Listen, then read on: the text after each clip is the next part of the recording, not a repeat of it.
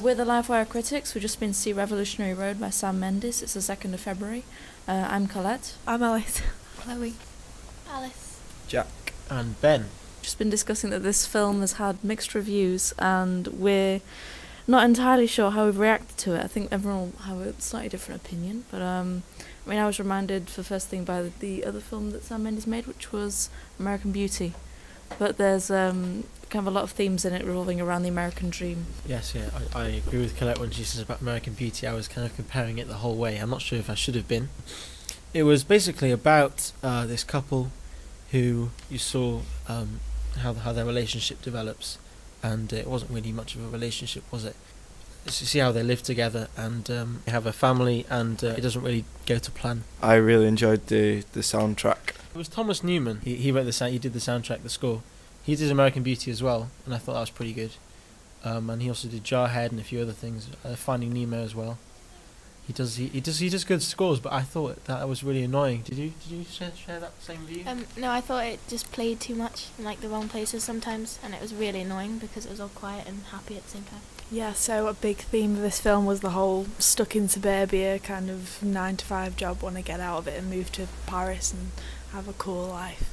And yeah, that's the kind of thing that interested me in it anyway. I suppose if you kind of treat it as a warning, and we're young, we can learn from that. We're not stuck in our ways yet. So one thing I found interesting throughout the film is that the idea of going to Paris becomes a lot more than just leaving physically to another destination. It's more becomes sort of escapism from the life they're leading. Yeah, it was kind of strange because you saw two adults as a family who were behaving almost childishly, but they were acting kind of they were childish. They were making irrational decisions, and it was kind of, you never really see that in a film. You always see adults behaving as adults, or possibly even more maturely and doing ridiculous things.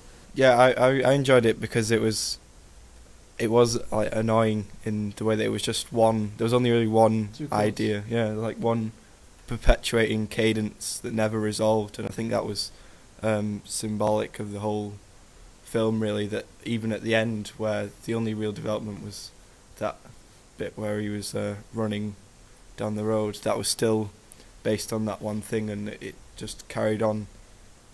Really got that across to me, that it's just such a big vicious cycle that's happening to everyone, and we're all a part of it. Didn't find it dull, but sometimes, although it was supposed to be really depressing and intense, it was kind of quite funny, and they didn't seem very realistic, the characters.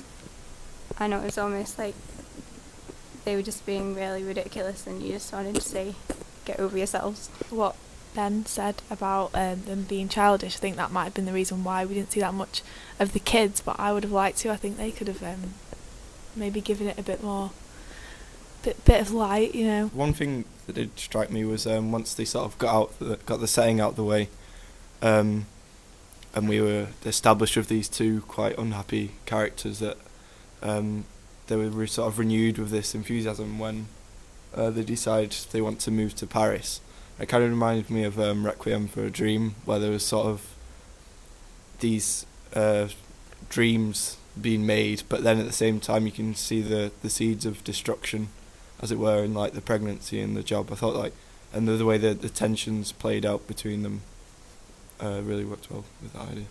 I wouldn't rush to the cinema, but if it's on, I'd give it a go, see what you think. If you can see it for free with a youth group, then go ahead. You'll have a great time.